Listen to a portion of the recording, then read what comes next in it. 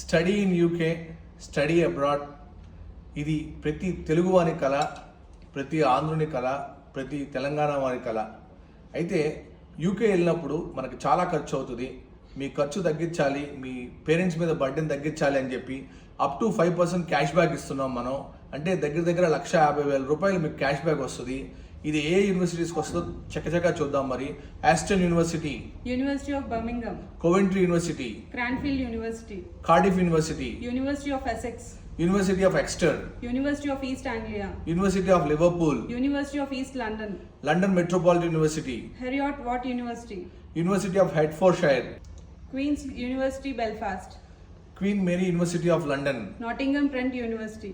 So askoxy.ai register చేసుకోండి.